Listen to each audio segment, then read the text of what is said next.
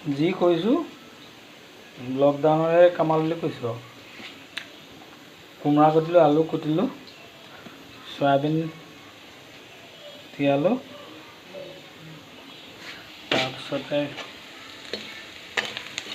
তেল দিলোঁ, তেল দি পিঁয়াজ নহৰু আদা দিলোঁ, লগতে মই মছলা মানে জিৰা গুড়ি আৰু জালুকৰ গুড়ি দিছোঁ।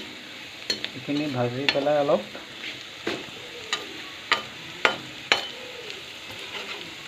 ৰঙা হ'ব লাগিব। এইফালে কোমোৰা ভাজি হ'ব আৰু কোমোৰা আলু ভাজি, খালি অকণমান জুতি লগাই বেলেগকৈ বনাব।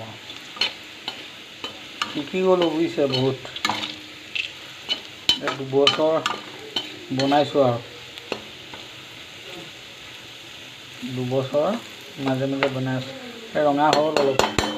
এতিয়া ইয়াতে যিখিনি আলু কোমোৰা আৰু চয়াবিন আছে চব একেলগে দি দিওঁচোন।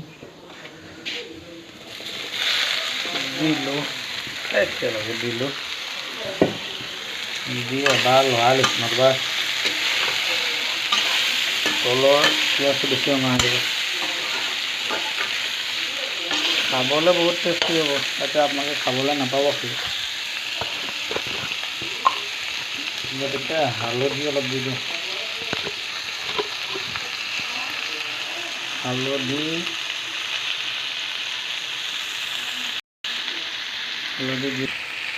দিয়াৰ পিছত অলপ নিমখ দি দিছোঁ।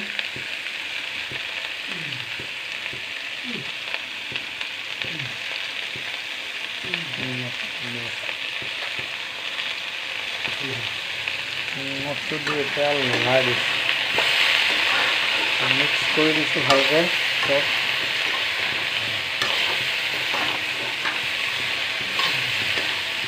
মিক্স কৰি দিছোঁ, খাবলৈ টেষ্ট হ'লে হয়,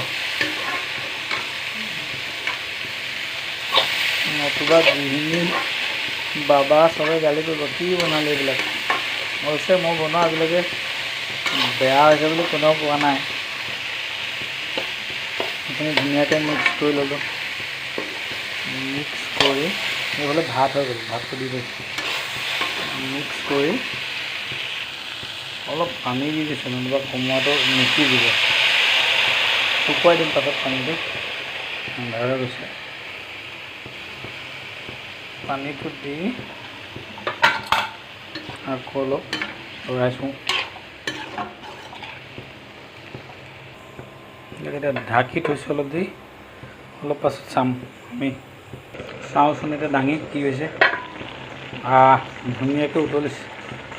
চয়াবিন আলু কোমোৰা ভাল হ'ব যেন লাগিছে।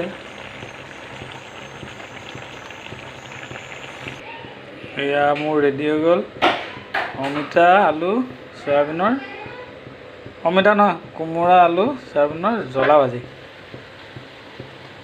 Almost ready.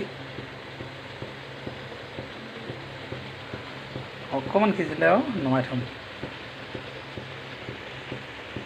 ধন্যবাদ।